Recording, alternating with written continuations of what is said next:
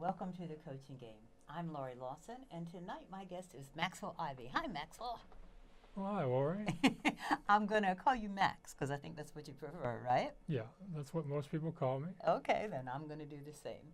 I met Max. I get this email from a delightful gentleman who goes, I think you should have me as a guest on your radio show. And I go, okay, why? And he tells me because I'm known as the blind blogger. And I went, all right, I'm sold. Let's have him on the radio show. And we did, and he was a fantastic guest.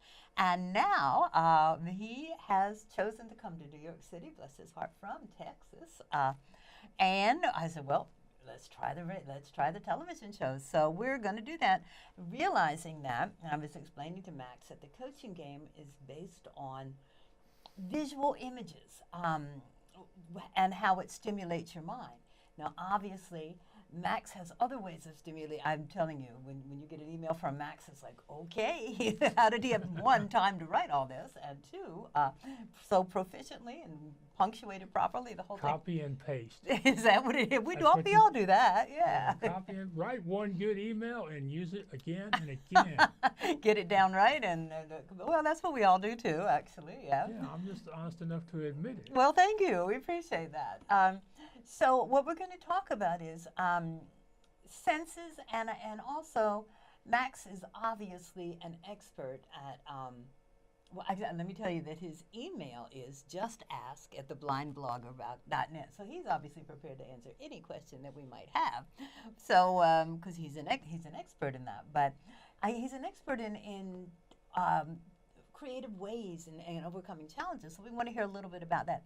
But Max, tell us how you become the blind blogger.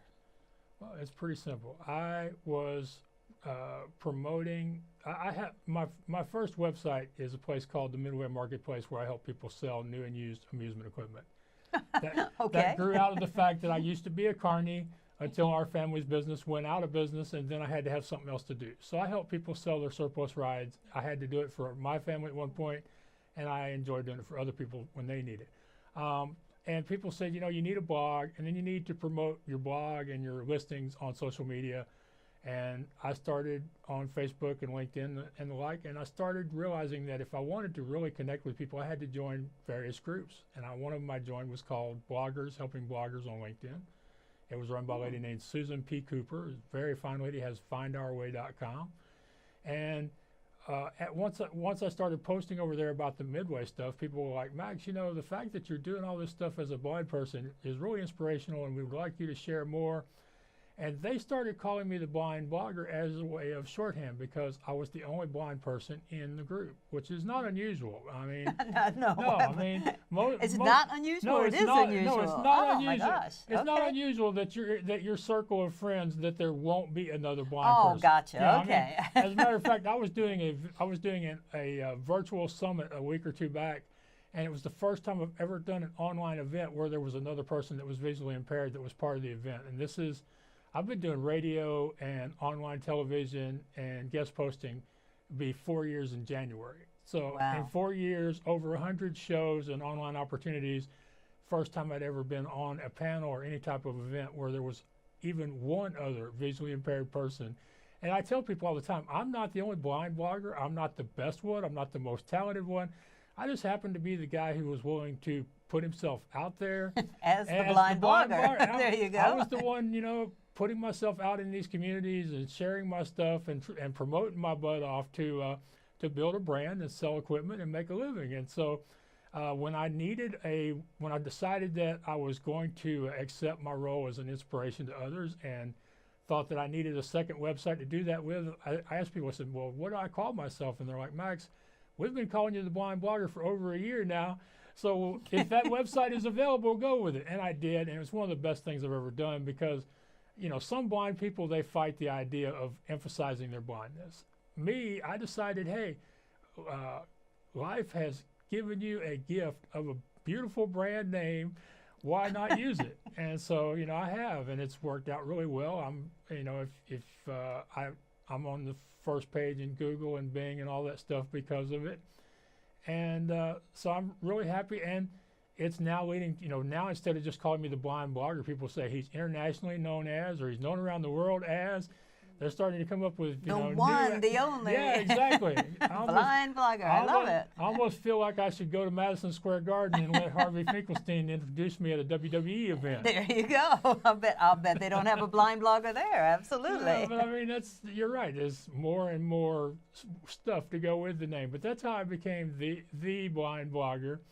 And what do you blog about? What are some of the topics that you blog I usually blog about stuff that's happened in my life or in my business over the previous week and what lessons I think can be learned from them. Oh my gosh, okay. For example, one of my most recent posts was a video called Broken Keyboards Led Me to Become a Better, forced me to stretch myself because my laptop broke, and as a result of the keyboard breaking, I had to figure out ways to do things on my iPhone that I had not tried to do before last week or 2 weeks ago when it was in the shop. And it's one of those things, as long as the laptop was fine, I only did the minimum amount of stuff on my iPhone.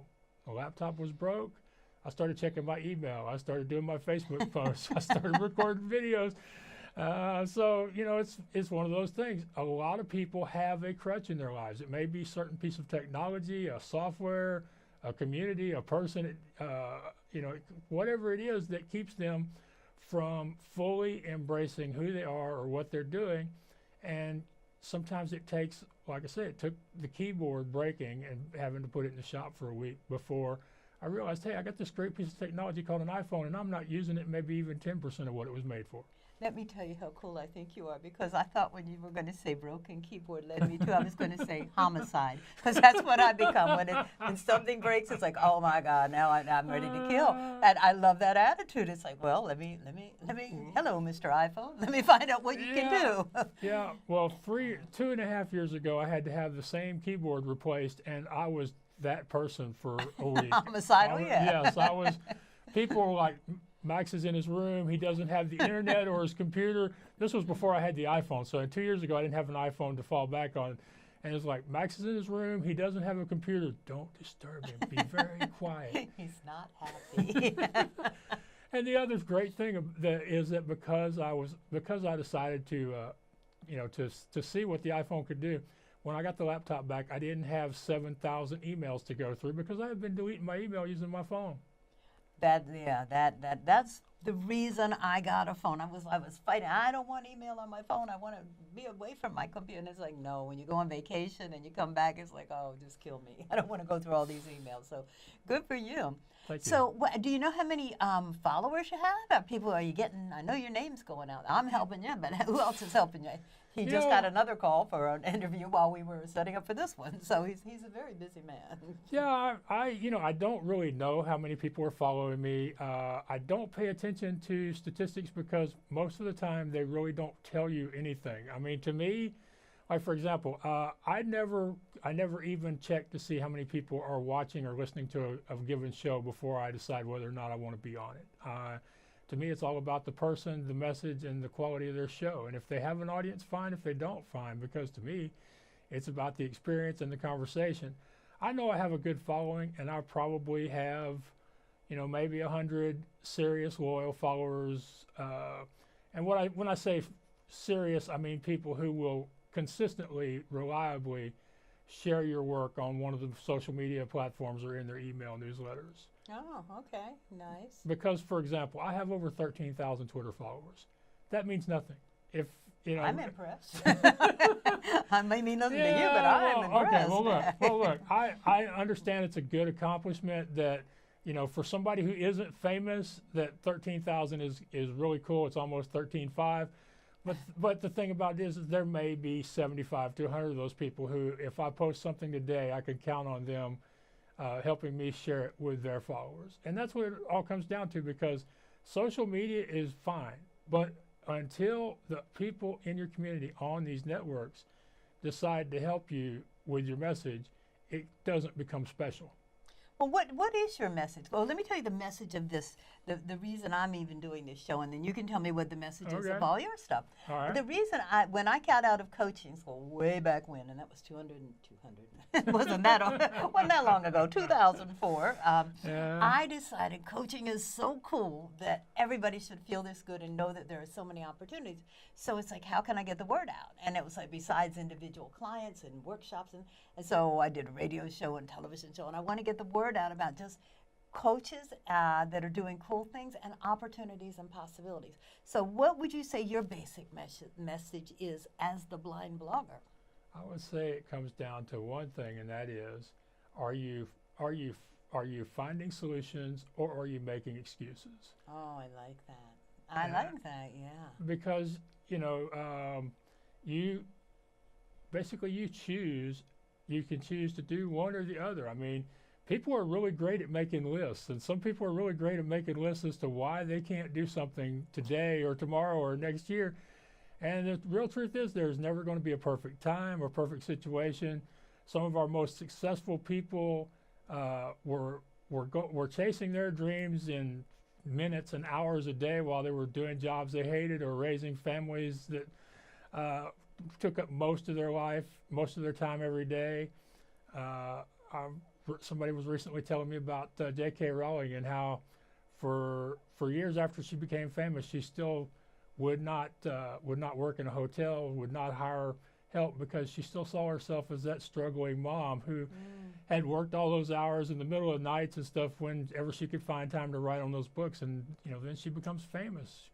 She is like the overnight success author who probably will never have to work again, no matter how long she lives. And I'm not sure it was overnight, because wasn't she rejected like 49, 50, many times? Yes, yeah. So what is that? What would you say are some of the characters, the qualities and the characteristics that are necessary? Focus, I always find, is one. What do you think for to get something done? What do you think?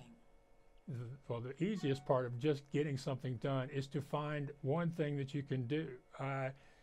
I mean, well, it sounds really simple, but I tell you, okay, if you tell a lot of people, hey, I'll give you a perfect example. When I first started my first website, the first thing I did was file for a domain name. I had no idea how I was going to build the website, but I filed for the domain name. It took me $20. Somebody else, my brother Michael in Florida, did it for me.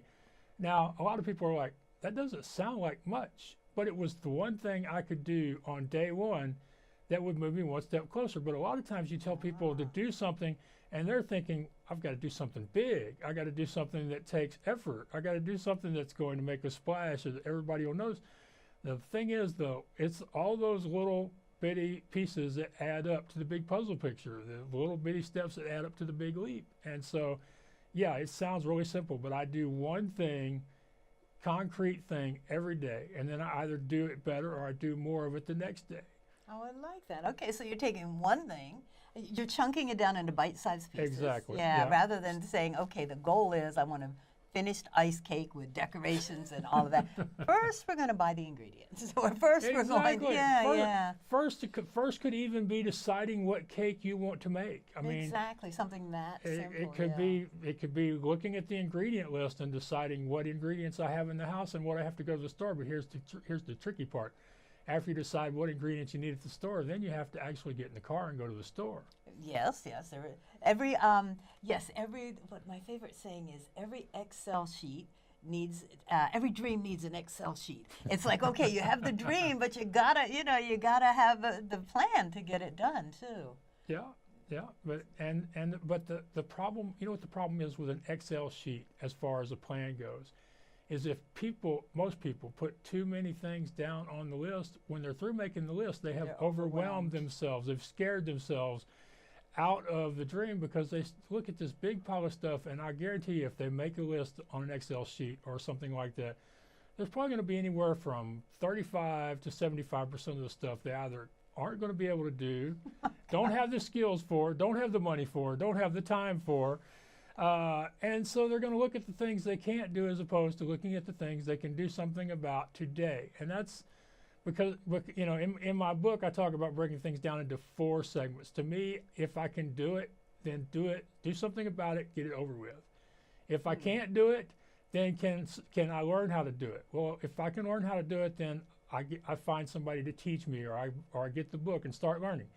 If I can't do it and can't learn it, then I ask somebody to do it for me. That could be actually getting them to do it as a volunteer or intern, or it can mean hiring them. And I've been very blessed that a lot of people have worked for me over the years for free or at a vast discount of what they would charge everybody else, because they liked me, they liked my goal, they were interested in being a part of my story. So if you can't do it, you can't learn it, you can't get somebody else to do it, then you just put it off to the side, because if you just focus on the stuff you can do something about, you don't have time to worry about that stuff that you can't do nothing about right this minute. I'm going to go. I love that so much. I'm going to see if I got it. One, there are 4 phases of four decisions, 4 options you can have. One is if you can do it, do it. Right. 2 is if you can't do it, learn it. Right. 3 is if you can't do it and you can't learn it, get somebody else to do it. Right. And 4 is if you can't do it and nobody else can do it, put it on the side. Yeah. I love that. That's so simple. It's my business version of the Lord's Prayer. Or the Serenity Prayer. Excuse me, I got the wrong. The Serenity Prayer. Praying is good too. You might need to pray sometimes. So please let this happen. I pray a lot. I meditate a lot. I think a lot. Sometimes I think too much, but the Serenity Prayer. Yeah, gotcha. I like that. It's Lord, grant me the wisdom. Grant me the strength to change the things I can. The courage to admit the things I can't, and the wisdom to know the difference. Yes. Okay, and then, so now we have Max Ivey's Can You Do It? Yeah. Can You Do It prayer? I would call it the 4 pillars, but somebody's already done that. So I got to come up with a name for it, though. But you do. It's so cool. Yeah, we'll. It's really. And maybe you could have a contest and have people write in. There you go. That's a good idea. Contests are great. If people out there are coaches and they're thinking about blogging to promote their coaching, contests and polls and anything that encourages your readers to reply to you and connect with you and interact with you, those are all great, because people like to give you their opinions, and so they generally generate a higher level of traffic and comments to your blog post, and all of those result in more traffic, more search engine credibility, and all of those can lead to potential new clients. Wow. Okay. Yeah, I could see why people would tune into your blog. You got some good advice going there, and good thought-provoking ideas. I like that a lot. But I think you all really come up with a title for those 4, for lack of a better word, foundations. 4 foundations of getting it done. I don't know. Yeah. But yeah, I like that. Maybe you could have a contest on that. Yeah. Definitely going to think about that. Yeah. Thank you. So let's talk a little bit about, because we were talking, and I said, can we talk about you being blind? And you said, yeah, sure.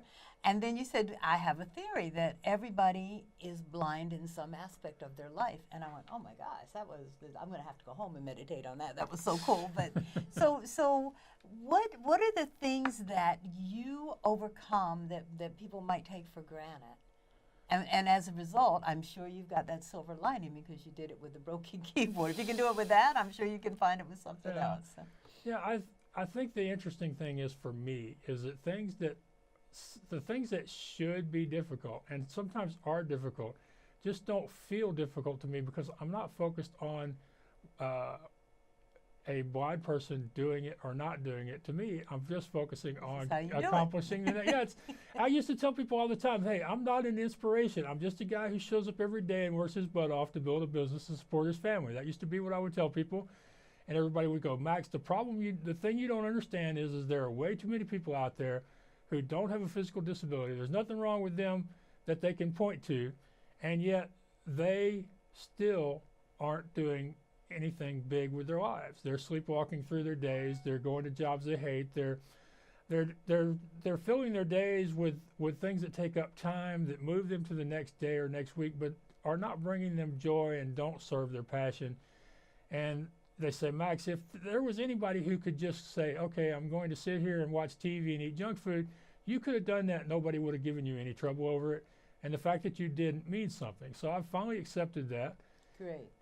But yeah, everybody has some sort of obstacle. It may be physical, it may be mental, it may be emotional.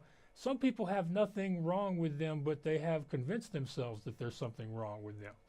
I'm not trying to make light of mental illness, but there are lots of people who have talked themselves out of dreams or out of a more enjoyable life than what they have. And that goes back to the overwhelm we talked about before. It also goes back to a lot of times it comes down to just feeling comfortable where you are, even if where you are isn't all that great to begin with. I like to tell people, here's the best example I have for it. At my home on our cable box, we have 400 or 500 channels. And when I'm flipping the remote, since I can't read the guide part and know what's on what channels, I flip the channels until I find something that I can enjoy. Will it be something I really want to watch? Most of the time it won't. But it beats surfing another 30 or 40 or 50 channels trying to maybe find some. And I think that's the way a lot of people live their lives. They're like, oh, my job stinks, but do I really want to go out and find a better job? If I find a better job, will it really be better? If I take a chance and maybe they fire me from this job, what do I do then? You know, there's just so much of where I'm at may not be great, but if I take a step and move just the least little bit, it could be worse. And I think a lot of people have that problem. What about it could also be better? I agree. That's the way I choose to think about it. I mean, I always choose to think that, and the real trick with being positive and thinking that things can be better is you have to realize that being positive takes hard work. But it's just as hard to be negative, I think. You know, if you're going to expend energy, why not be positive? Right? You would think so, but so many people find it much easier just to be negative and stay negative. And life generally tries to help people with that. I look at it this way. To me, as far as finding the positive in events, people, situations, to me it's like finding the remote to the television. The reason you can usually find the remote to your TV is you know it's there somewhere. And you're going to keep looking for it until you find it. Think about it now. You know I'm right here. Yes, absolutely. I mean, if you get up in the morning and you know for a fact, you know for the certainty deep down in your shoes that something good is going to happen to you today, then I guarantee you, I will bet you money that before the end of the day, something good will happen. Like just today, I'm sitting in a restaurant down the street. I'm not going to mention their name because I don't want to get nobody in trouble, but it was a great restaurant. I had a great breakfast. I'm talking to this guy for 20 minutes. I never met him before today. He walks out and buys my breakfast. You know, I mean, that was nice. I'm in New York City, y'all. Big cold New York City. I'm in crazy-ass New York City for the holidays, and some guy, the fourth day I'm here buys my breakfast. I mean, that's the kind of thing that happens, but it happens because I get up every day. I know something's going to happen. I don't know what it's going to be. It isn't all, everything isn't always good. There's going to be some bad stuff too. But I get up in the morning, I'm like, even when I check my email, and I know 99% of the email is going to be junk that I just have to delete and get rid of, I know there's going to be at least one email in there from somebody I know or somebody I've never met before or a new client or something. There's going to be at least one. And it's one of those things we used to tell people on the Midway all the time back when I used to work games on the Carnival.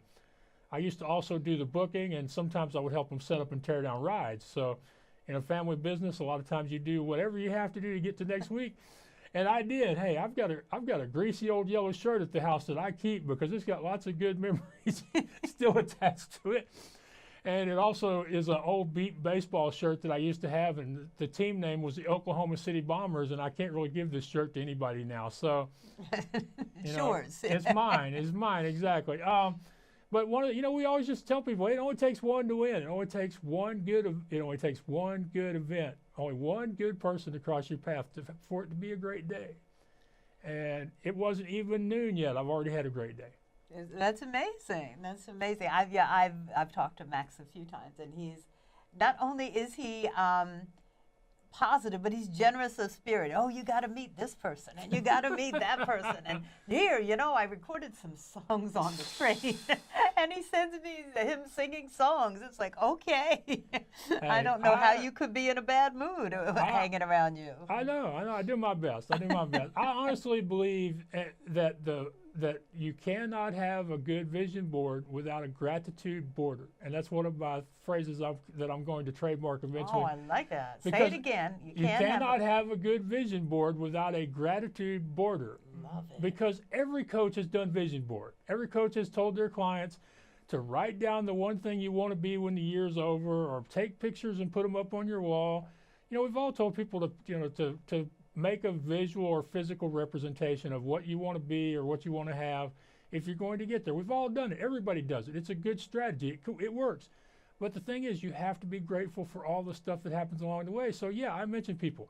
I've self-published 2 books. I wouldn't have been able to do that without my editor, Lorraine Reguly of wordingwell.com.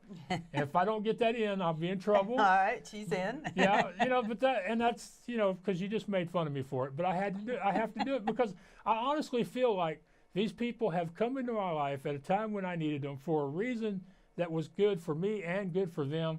And without them, I wouldn't have been able to move to the next step as quickly or as smoothly as I did, even though in my mind, I'm still way behind where I would like to be. I'm not, you know, very few people that I've ever met are getting things done as quickly as they would like to.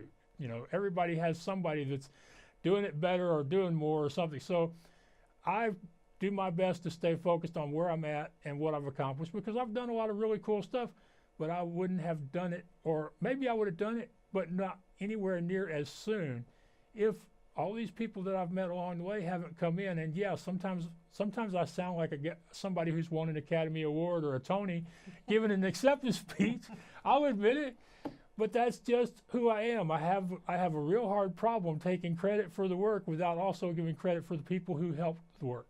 And I think that's part of your success. And I also have a theory that maybe the destination is when it's over. I think there should always be a little carrot in front just to keep you going and go, you know what? And like you said, if I can do it, and I either do more of it or I do something different or I do it better. So it's like there's always a way to keep growing, you know? And it doesn't mean you can't rest on your laurels, but it means there should be stimulation that says this can be even better and bigger and greater. I have trouble resting. People joke with me that I haven't been on a vacation in over 20 years, and that there's some dispute and debate as to whether or not my trip to New York City is a vacation or not, since my goal is to write blog posts and eventually a book about being here. I'm not sure, since I won the trip here, I'm going to consider it a vacation regardless. Well, sure, and you got a free breakfast out of the deal, so hey, why not? Who knows what else I'm going to get? It's exciting. You know, I only have one tiny regret about this trip so far, and I don't say this to offend you, because you have a great show, and I'm looking forward to this thing going live, is I've been disappointed that the, quote, mainstream press have not found out about me coming here and wanted to talk to me about it. Somehow I think they will. Let me tell you, we have 20 seconds left. I'm sorry. No, it's this great. happens to me all the time. I love it. I want to thank you, Maxwell Ivey, the blind blogger, for coming on the coaching game. The coaching game, and for being such a fantastic guest and so inspirational. You can check out his blog at theblindblogger.net. Thank you, Max. It's been fantastic. Well, thank you so much for having me on.